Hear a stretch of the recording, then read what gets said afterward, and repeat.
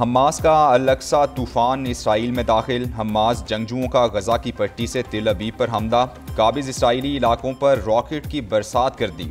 मकामी मेयर समेत 100 इसराइली हलाक, 900 जख्मी हो गए। फ़लस्तीन के इसराइल पर बर्री, बहरी और फ़ज़ाई हमले। रॉकेट हमलों में इमारतें मिनटों में मलबे का ढेर बन गईं। सड़कों पर खड़ी गाड़ियों में आग लग गई। जंगजू तमाम रुकावटों को तोड़ते हुए इसराइल में दाखिल हुए। रास्ते में आने वाले टैंक्स को भी नीस्तो नाबूद कर दिया।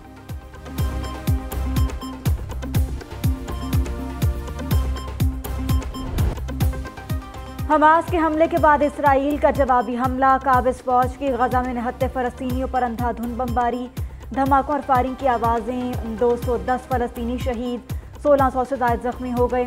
इसराइली वज़ीर-ए-आज़म नेतन्याहू का कहना है दुश्मन को जंग शुरू करने की बड़ी कीमत अदा करना पड़ेगी। इसराइली अखबार हॉट्स के मुताबिक इसराइली फ़ौज अभी तक जंगजुओं से एक भी इलाका खाली ना करा सकी।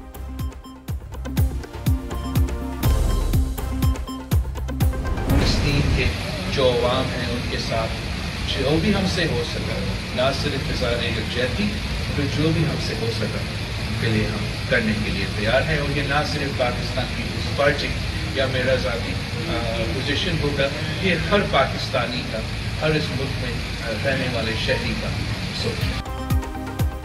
बिलावल भुट्टो का फ़लस्तीनी अवाम के साथ इजहार यकजहती। चेयरमैन पीपल्स पार्टी और साबिक वज़ीर ख़ारजा बिलावल भुट्टो का कहना है पाकिस्तान के अवाम हमेशा फ़लस्तीनियों के साथ हैं। फ़लस्तीनी अवाम के लिए जो हो सका करने के लिए तैयार हैं। फ़लस्तीन का इशू पूरी दुनिया का मसला है। साबिक वज़ीर आज़म शहबाज शरीफ कहते हैं इसराइली कब्जे का खात्मा खित्ते में अमन के लिए ज़रूरी है। आज के वाक़यात पर मुझे कोई ताज्जुब नहीं। मुसलसल जुल्म के नतीजे में ऐसा रद्द-ए-अमल आना यकीनी था।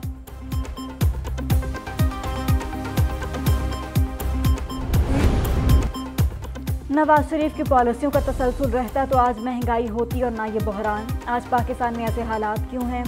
2018 से 2022 का दौर इसका जवाब है।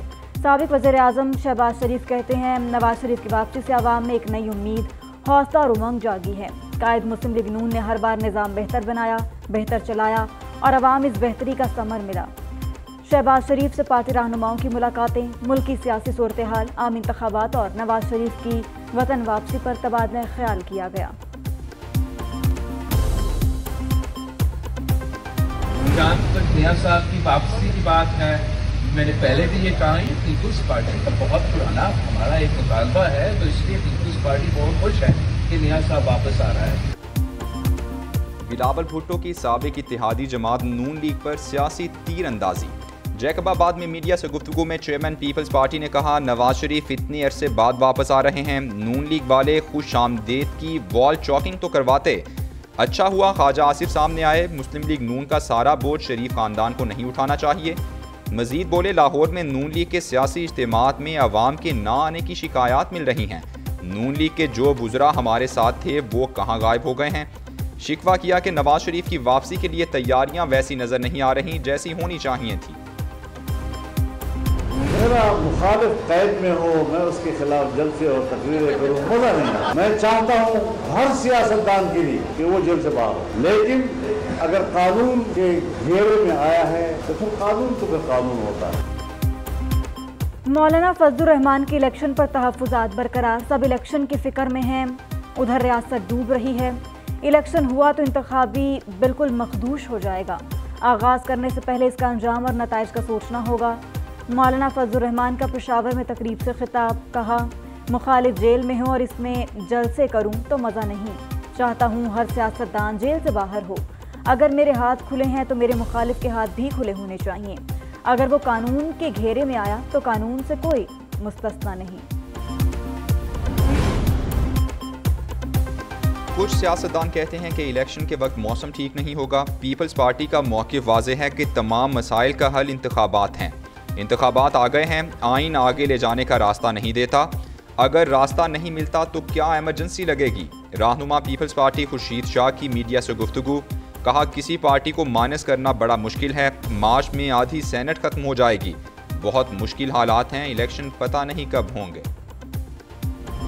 नवाज शरीफ का दोबारा मुंतखब होने को रोका ना जाता तो आज ये ना महंगाई होती, ना बिजली के बिल ज़्यादा आ रहे होते, ना जो है पेट्रोल जो है वो महंगा होता।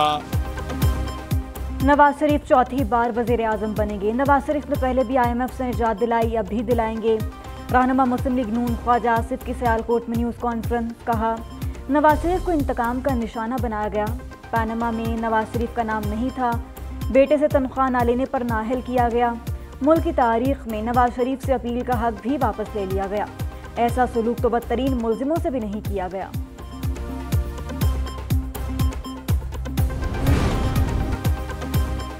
नवाज शरीफ की वतन वापसी की तैयारियां मुकम्मल। कायद मुस्लिम लीग नून की वतन वापसी का मुजवज़ा प्लान सामने आ गया।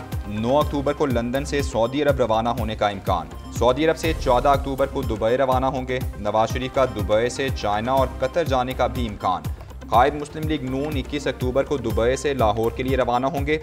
नवाज शरीफ की हिफाजती ज़मानत के लिए 19 अक्टूबर को लाहौर हाईकोर्ट में दरख्वास्त दायर किए जाने का इम्कान। हिफाजती ज़मानत मिलने पर लाहौर एयरपोर्ट से सीधा मीनार पाकिस्तान पहुंचेंगे। गैर कानूनी मुकीम अफराद को पाकिस्तान छोड़ने की मोहलत में 24 दिन बाकी। मुकर्रर मुद्दत में वतन ना छोड़ने वालों को गिरफ्तार करके मुल्क बदर किया जाएगा। उधर इस्लामाबाद में गैर कानूनी तौर पर मुकीम 19 गैर मुल्की गिरफ्तार, थाने मुंतकिल कर दिया गया। कराची के इलाके क्लिफ्टन नीलम कॉलोनी से 14 गैर मुल्की धर लिए गए। कराची में क्रैकडाउन के बाद गैर कानूनी मुकीम गैर मुल्कियों को अंदरून सिंध का रुख। सक्खर के इलाके पर नवाकिल में खैमे लगाना शुरू कर दिए।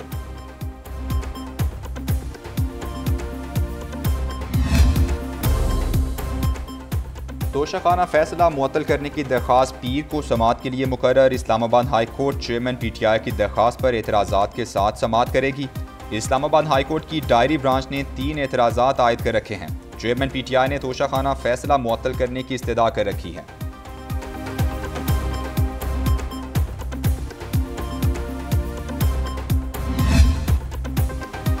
कॉटन बेल्स 33 लाख से बढ़कर 80 लाख हो गई। कपास की पैदावार बढ़ने से मुल्क को $3 अरब का फ़ायदा होगा। निगरान वफाकी वज़ीर तिजारत गौहर एजाज का कॉटन रिसर्च के लिए $1 अरब ग्रांट देने का ऐलान। कहा, हुकूमत का काश्तकार को हर मुमकिन सहूलत देने के लिए तैयार है। वज़ीर आला पंजाब सफ़ेद मक्खी का हमला नाकाम बनाने पर पाक फ़ौज के शुक्रगुजार। बोले, सैलाब और सफ़ेद मक्खी का हमला ना होता तो कपास की पैदावार ज़्यादा होती।